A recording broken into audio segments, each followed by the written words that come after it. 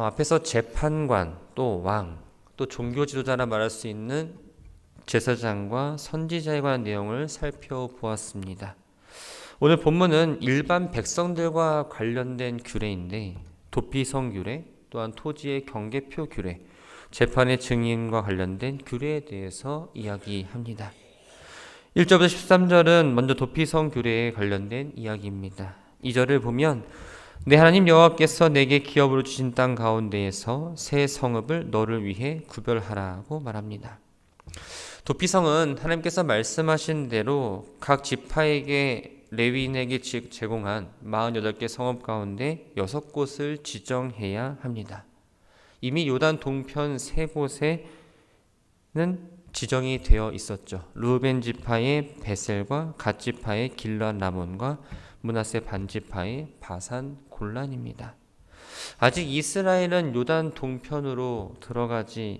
동편에서 머물러 있습니다. 가나안에 들어가지 않았기 때문에 이 가나안에 들어갔을 때 반드시 3곳을 정해야 합니다. 가나안 땅의 도피성은 훗날 여호수아 시대에 정해졌는데 납달리 지파의 게데스, 에브라임 지파의 세겜, 유다 지파의 기럇 아르바, 즉 헤브론에 정해집니다. 3절을 보면 도피성을 정하는 방법과 도피로에 대해서 이야기하고 있습니다. 먼저 가나안 땅 전체를 가능한 한 동일하게 3부분으로 나누고 그 어느 곳에서도 하루 안에 도달할 수 있는 거리에 도피성을 두어야 했습니다. 실수로 살인을 저지른 사람이 자신의 복수하기 위해 따라온 사람에 잡히지 않고 억울한 죽음을 당하지 않도록 어느 성읍에서든지 가까운 도피성으로 피하기 위한 조치였죠. 유대 전승에 의하면 이 도피성으로 향하는 도로는 너비가 약 14m 정도 되는 대로로 만들어져야 했습니다. 그래서 실수로 사람을 죽인 사람이 무사히 도피성으로 피할 수 있도록 그 가는 도로에 일정한 지점마다 도피성이라고 쓰인 표시판을 세워야 합니다. 그리고 이스라엘 왕은 매년 1월 15일이 되면 사신을 파견해서 도피성으로 가는 도로가 잘 되어 있는지를 살피고 보수하도록 합니다. 길가에 사람이 걸려 넘어질 만한 돌이 있다면 그 돌을 치우고 또한 다리가 부실하게 여겨지면 그 다리를 고치거나 아니면 새로운 길을 만들어서 만에 하나 일어날 불상사를 막아야 했습니다. 도피성 제도는 하나님을 위한 게 아닙니다. 너를 위해, 즉 이스라엘 백성을 위한 제도입니다. 그렇다고 살인한 사람의 신변을 무조건 보호하기 위해서 만들어진 건 아닙니다. 도피성은 받아들이는 성읍이라는 뜻입니다. 고의적으로 또 계획해서 살인을 저지른 사람이 아니라 아무런 미워하는 감정 없이 고의가 아니라 실수로 살인을 저지른 사람이 피살당한 사람의 가까운 형제나 친척으로부터 보복을 피해서 정당한 재판을 받을 때까지 머무를 수 있는 피난처가 바로 이 도피성입니다. 이스라엘 도피성과 같은 유사한 구역이 여러 나라에도 있었습니다. 특히 헬라나 페니키아 또한 수리아에는 그들이 숭배하는 신의 신전이 사법권이 미칠 수 없는 절대 안전지역이었습니다. 그래서 억울하게 누명쓴 사람은 물론이고 정치적으로 망명한 사람, 또한 고의적으로 사람을 죽인 사람, 빚을 안 갚은 사람, 도망친 노예, 누구든지 이 신전 안에만 들어오면 그들을 체포할 수가 없었던 거죠. 이것은 이스라엘 도피성과 약간 차이가 있습니다.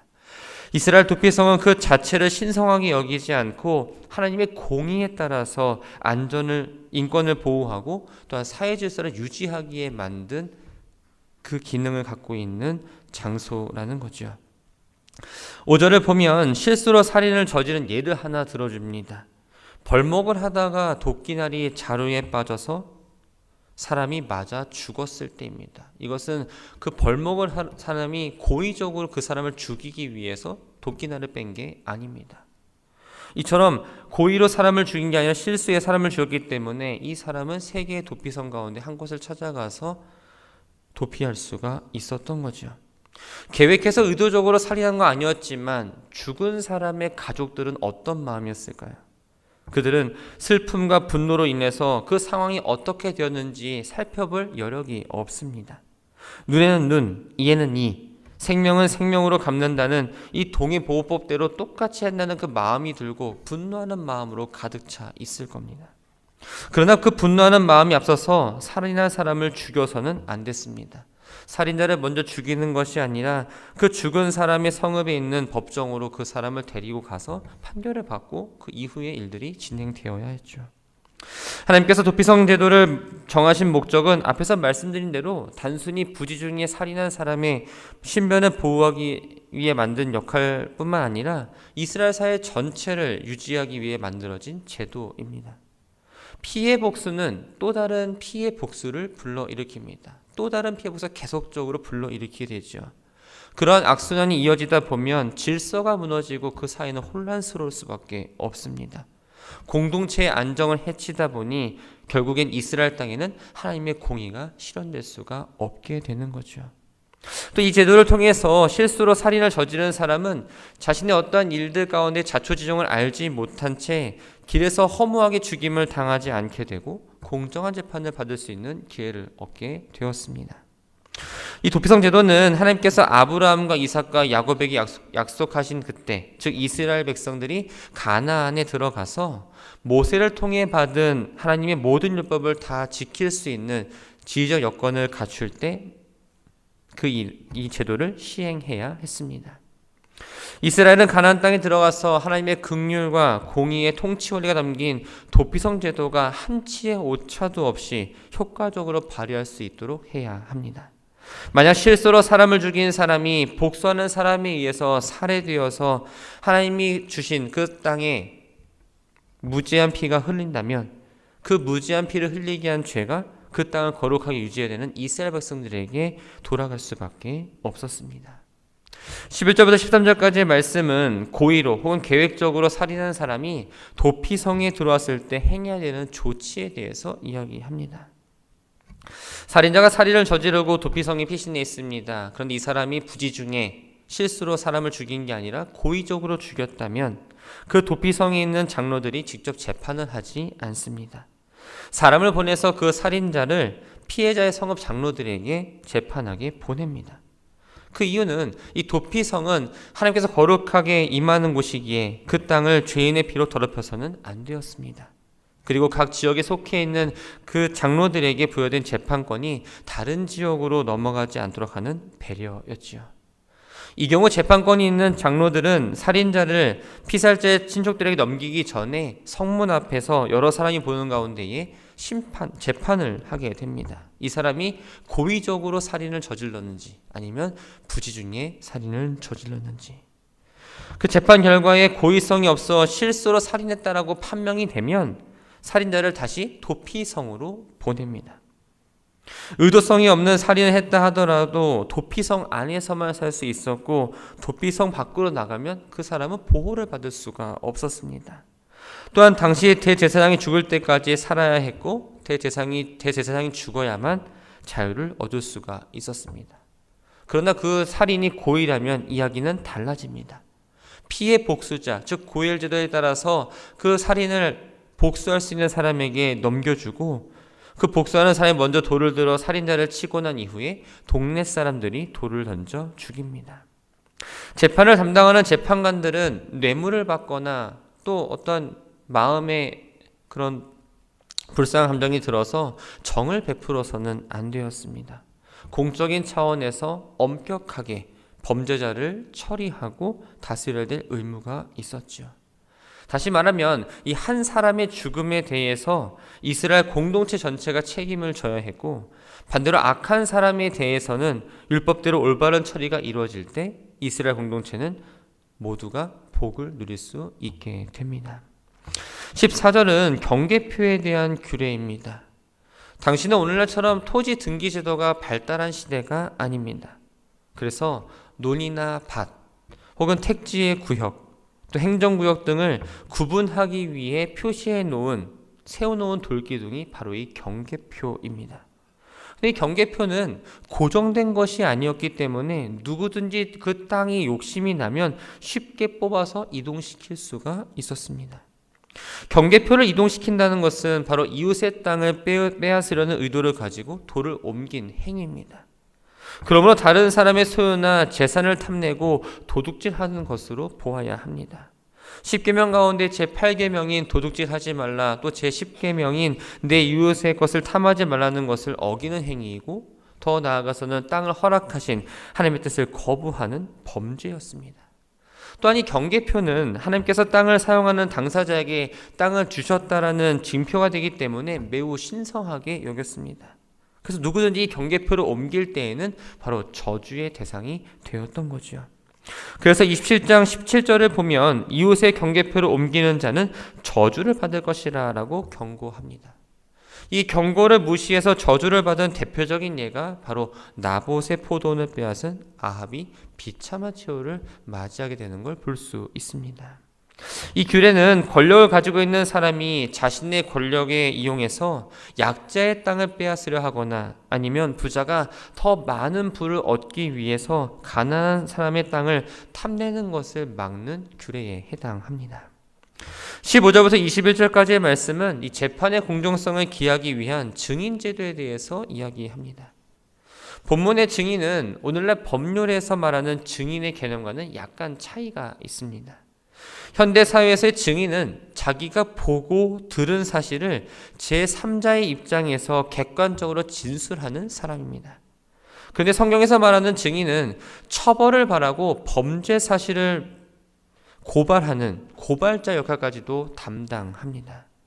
그래서 구약의 이스라엘 사회에는 오늘날처럼 검증된 결과에 의해서 재판이 진행되기보다는 대개 증인의 증언에 의존해서 재판이 진행되었습니다.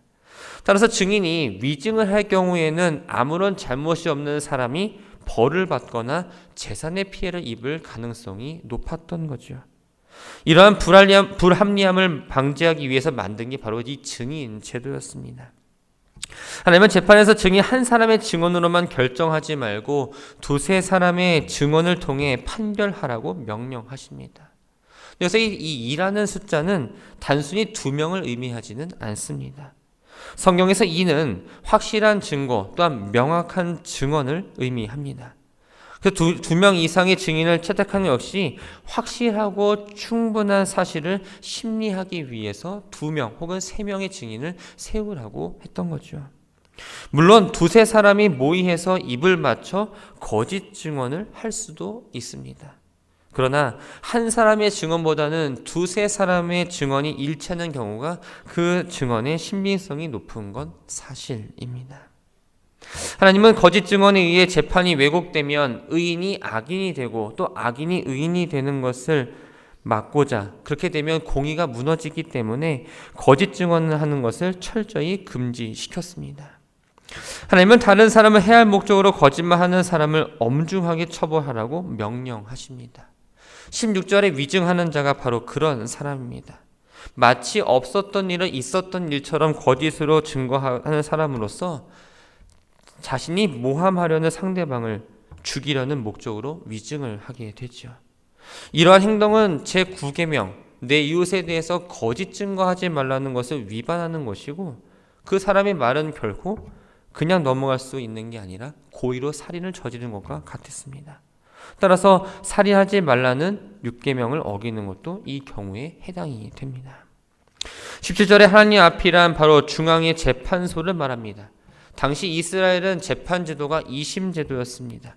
1심 재판은 지방 재판장에서 이루어졌고 최종 2심 재판은 하나님 앞으로 인식되는 중앙 성소에서 제사장들과 재판장들에 의해 치러집니다.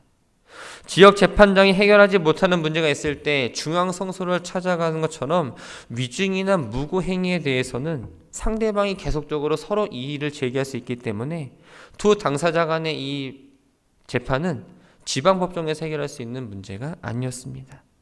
그래서 위증 여부를 가리는 것만큼은 1심 재판은 거치지 않고 바로 하나님 앞인 중앙 성소에서 재판장과 제사장에 의해서 판결하도록 정합니다. 재판장은 이 문제에 대해서 자세하게 조사할 책임이 있었습니다.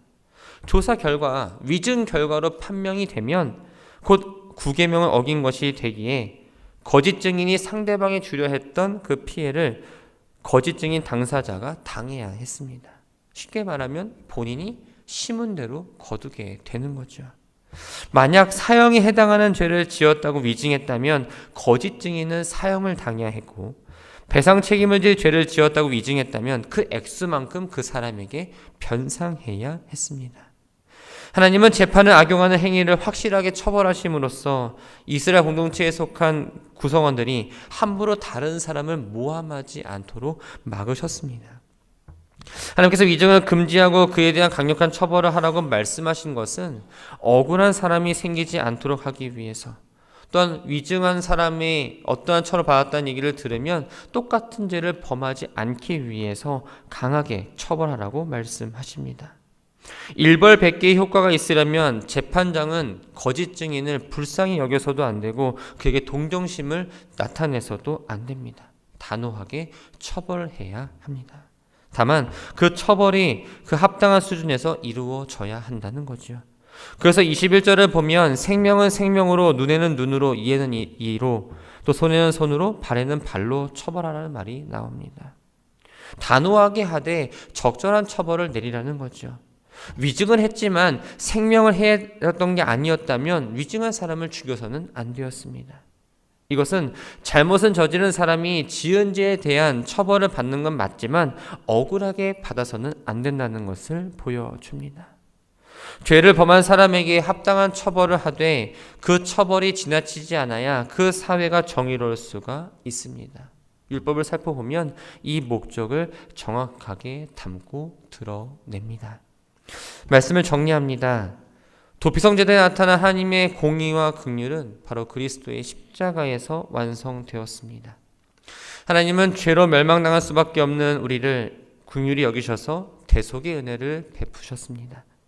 죄의 값은 반드시 받으셔야 하는 하나님의 공의는 예수님께서 대신 죽으셨습니다. 죄는 회개를 통해 도피성인 그리스도 안에 거함으로써 죽음의 심판을 면하게 될 수 있었던 거죠. 그러므로 그리스도 안에서 하나님의 공의와 긍휼로 대속의 은혜를 입은 우리들은 복음에 합당한 삶을 살아내야 합니다. 하나님의 공의로운 법을 따라 순종하며 또한 이웃을 긍휼한 마음으로 용서하고 사랑하는 삶을 살아야 하는 겁니다. 예수님께서 내가 너희를 사랑한 것 같이 너희도 서로 사랑하라고 말씀하셨습니다. 그 말씀을 마음에 새기며 우리는 용서할 수 있어야 하고 사랑할 수 있어야 합니다. 왜냐? 우리도 용서받을 수 없는 죄인인데 불구하고 하나님의 사랑과 은혜로 용서받은 존재이기 때문입니다. 하나님은 세상 모든 사람들을 사랑하시며 한 영혼 한 영혼에 관심을 갖고 계십니다. 하나님 뜻을 기억하면서 주위의 어떤 사람이라도 가볍게 대하지 말고 그들을 존중하며 그 영혼을 귀히 여길 수 있어야 합니다. 나 혼자 구원 얻었다고 좋아하고 그것만 가지고 나아가는 것이 아니라 구원의 길을 알지 못한 이들에게 복음을 전하며 살아야 합니다. 입술로, 우리의 행동으로, 우리의 몸으로 나타내어야 한다는 거죠. 구원의 길을 알지 못하는 이들에게 도피성 되시는 예수 그리스도를 전하는 새로운 한 해가 되기를 바랍니다. 주님과 멀리 떨어져 있는 사람들이 있다면 그들을 다시 구원의 길로 인도할 수 있는 모든 성도들 되기를 바랍니다. 우리에게 맡겨진 사명, 교회 안에서 맡겨진 사명뿐만 아니라 우리는 세상 밖에 나가서 맡겨진 사명들을 감당해야 합니다. 복음을 전하는 전달자로서 또 하나님 말씀을 따라 살아가는 사람들로서 그 삶을 잘 살아내는 새로운 한 해가 되기를 주님의 이름으로 축원합니다.